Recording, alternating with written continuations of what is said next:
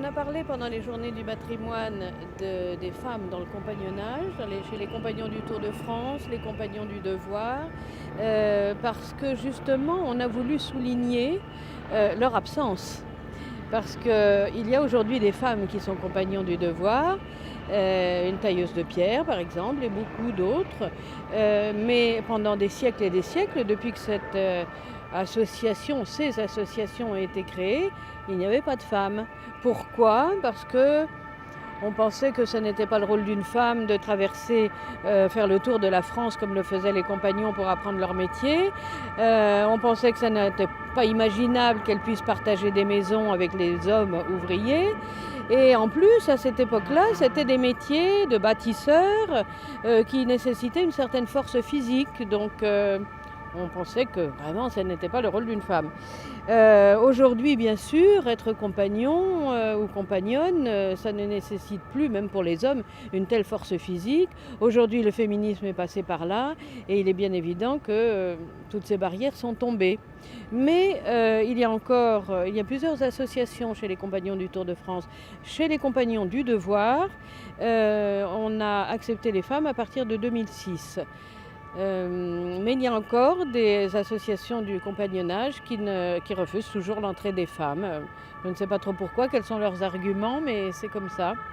Alors, ces compagnons du Tour de France, c'était une association et une organisation très connue qui formait vraiment l'élite des ouvriers.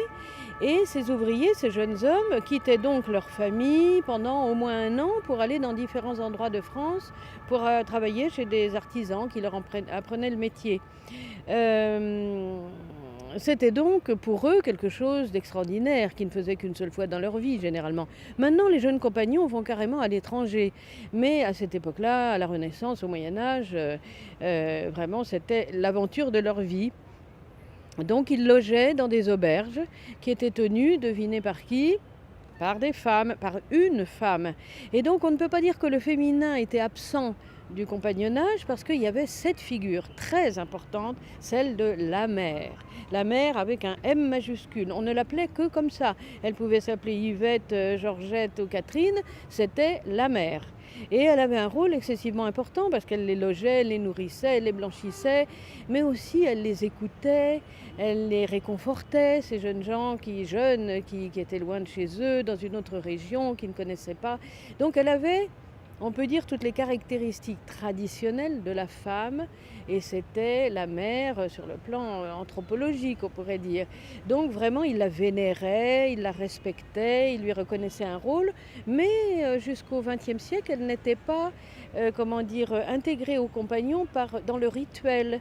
Elle était là, elle s'occupait de tout le monde, mais elle n'était pas intronisée, si on peut dire, dans la cérémonie par laquelle tout jeune homme ou jeune fille maintenant peut devenir compagnon. Donc c'était un rôle très, très archaïque, on peut dire.